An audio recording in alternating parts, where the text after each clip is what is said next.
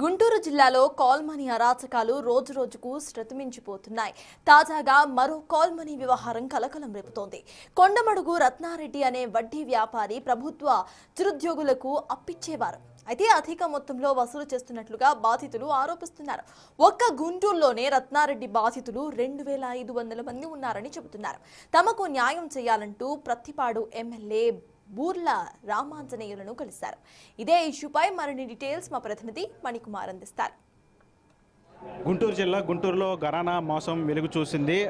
ఎవరైతే ప్రభుత్వ డిపార్ట్మెంట్లో పనిచేసేటువంటి ఫోర్త్ క్లాస్ ఎంప్లాయీ చిరుద్యోగులు ఎవరైతే ఉంటారో వాళ్ళందరికీ కూడా అప్పులు ఇచ్చి తర్వాత వాళ్ళ దగ్గర నుంచి ప్రామిసరీ నోట్లు అదేవిధంగా చెక్కులు ప్రామిసరీ నోట్లు తీసుకొని వాటి మీద తర్వాత కోర్టులో కేసులు వేసి వాళ్ళందరినీ బెదిరించి పెద్ద మొత్తంలో డబ్బులు వసూలు చేస్తున్న ఘరానా మోసం ఒకటి వెలుగు చేసింది. కొండమడుగు రత్నారెడ్డి అనేటువంటి ఒక వడ్డీ వ్యాపారి ఇదంతా కూడా చేస్తుండే దాదాపు 2000 నుంచి 2500 వరకు కూడా గుంటూరు సిటీలో అదేవిధంగా రూరల్లో ఉన్నటువంటి ఉద్యోగులందరి దగ్గర కూడా వసూలు చేసినట్లు కూడా తెలుస్తుంది.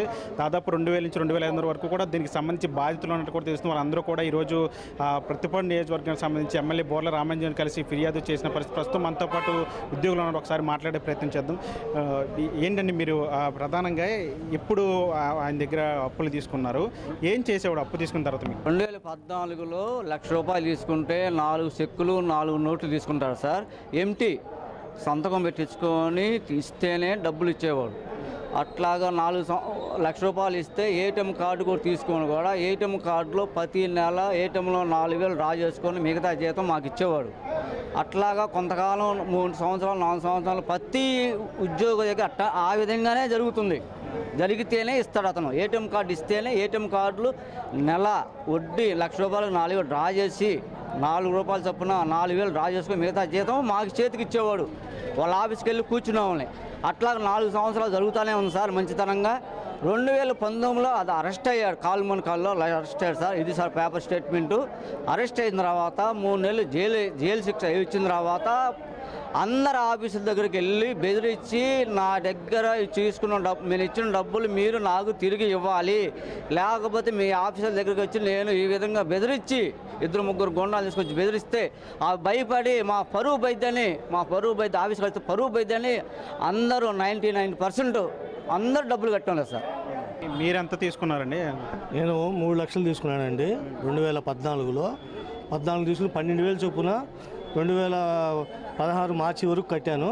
2016 మార్చి 5వ తేదీన 3,25,000 నేను పిడుగురాళ్ళ ఐలేశ్వరరావు కలిసి అతనికి డబ్బులు కట్టేశాము. తర్వాత నా నోట్లు చెక్కులు అడిగితే ఐలేశ్వరరావు బాకీ కంప్లీట్ అయినాక ఇస్తానన్నాడు. ఐలేశ్వరరావు 2018 జనవరిలో రిటైర్డ్ అయ్యాడు. అతను 2018 జూలైలో ఐలేశ్వరరావు కూడా 9 లక్షలు కట్టాడు. అతను మా బాకీ కూడా కంప్లీట్ చేసినాక ఇస్తాం అదిగో ఇస్తాను ఇదిగో ఇస్తాను అని చెప్పి ఈలోపు పోలీసు వారు అతని దగ్గర నోట్లన్నీ సీల్ చేశారు. సీల్ చేసినాక ఇక తీసేసిన తర్వాత అవి రిలీజ్ చేసుకొని మళ్ళీ నా మీద కోర్టులో నరసరాపేటలో ముప్పాళ్ళ నాగరాజ 3,70,000 కోర్టులో నా చేత మళ్ళీ వేయించాడు. ఎంటీ నోట్లు ఇచ్చాను నేను ఆ రోజున, నాకు ఇవ్వలేదు. ఇవాళ రోజున సివిల్ కేసు ఒకటి, క్రిమినల్ కేసు ఒకటి, 2 కేసులు నరసరాపేట కోర్టులో ముప్పాళ్ళ నాగరాజు పేరు మీద వేశాడు. మీరు చెప్పండి, అంటే ఏం కోరుకుంటున్నారండి? అంటే ఇప్పటి నుంచో ఇది జరుగుతుంది ఈ వ్యవహారం అంతా. చాలా దాదాపు 2,500 వరకు కూడా ఎంప్లాయీస్ ఉన్నట్టు కూడా తెలుస్తూ ఉంది. ఏం కోరుకుంటున్నారు? 2018 అక్టోబర్ నెలలో మా పాప ఎంగేజ్మెంట్, రెండో పాప ఎంగేజ్మెంట్ అప్పుడు అతని దగ్గర ఒక 50,000 తీసుకున్నాను సార్. నేను 50,000 తీసుకొని కరెక్ట్గా 2019 మా పాపది May 20th మేము మ్యారేజ్ చేస్తున్నాం సార్. దానికంటే ముందుగా ఆయన దగ్గర తీసుకున్న ₹50,000 మేము ఇచ్చేసాను సార్. చేసిన తర్వాత జరిగింది ఏంటంటే కరెక్ట్గా మా పాప మ్యారేజ్ రోజున నాకు చెక్ బౌన్స్ చేశాడు.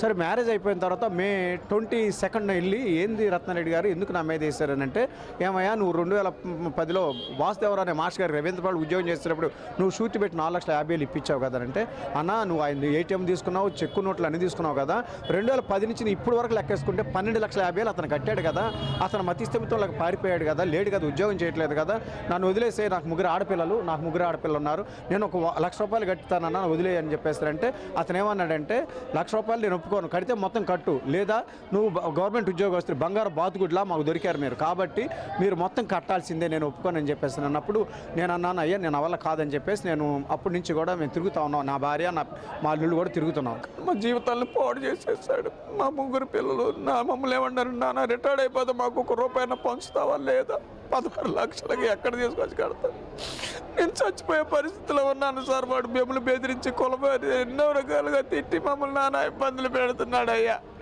మాకు న్యాయం జరిపించండి, ఎందుకంటే వాడి తరపున అందరూ వాడి తరపునే మా లాయర్లను కొనేస్తున్నాడు, గుమ్మస్తాలను కోట్ల గుమ్మస్తాలు కొనేస్తున్నాడు, పోలీసు వారిని అన్ని రకాలుగా ప్రభావితం చేస్తున్నాడు సార్.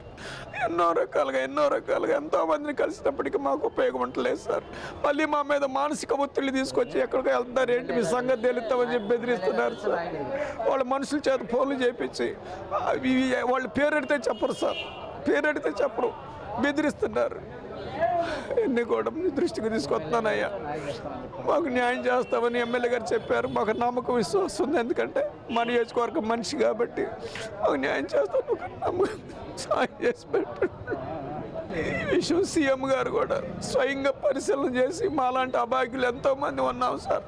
మా భార్య బిడ్డలందరూ కూడా గవర్నమెంట్కి రుణపడి ఉంటామయ్యా. మేము 2500 కుటుంబాలు చంద్రబాబు నాయుడు గారికి, నారా లోకేష్ బాబు గారికి, మా ఎమ్మెల్యే గారికి మేము రుణపడి ఉంటాం సార్. ప్లీజ్ దయచేసి మాకు సహాయం చేయమని కోరుతున్నాం సార్.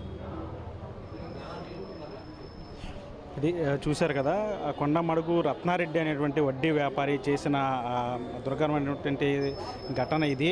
దీనికి సంబంధించి ఇప్పటికే అటు కోర్టులను సైతం మోసం చేసే విధంగా ఈ రత్నారెడ్డి అనే వ్యక్తి చేస్తున్నాడు. దీని మీద ఇప్పటికే మేము చాలా పోరాటం చేసాము, కానీ ఏం చేసినా సరే ప్రయోజనం లేదు. ₹1,00,000 తీసుకుంటే 10 లక్షలు అన్నట్టుగా కూడా ఏవైతే ప్రామిస్ నోట్లు కావచ్చు, లేదంటే చెక్కులు కావచ్చు, వీటన్నిటి మీద కూడా ఇష్టసరంగా అమౌంట్లు రాసి వాడిని కోర్టులో కేసులు వేసి వాళ్ళందరూ కూడా ఇబ్బంది పెడుతున్నారని చెప్పిన దాదాపు 2,000 నుంచి 2,500 వరకు కూడా ఈ ఎంప్లాయీస్ అందరూ కూడా ఉన్నట్లు కూడా తెలుస్తుంది. దీని మీద ప్రభుత్వం కూడా దృష్టి పెట్టి తమకు న్యాయం చేయాలని చెప్పి వీళ్ళందరూ కూడా కన్నీరు మున్నీరు అవుతున్న పరిస్థితి కనిపిస్తుంది. వలితో మనీ, బిగ్ టీవీ, గుంటూరు నుంచి.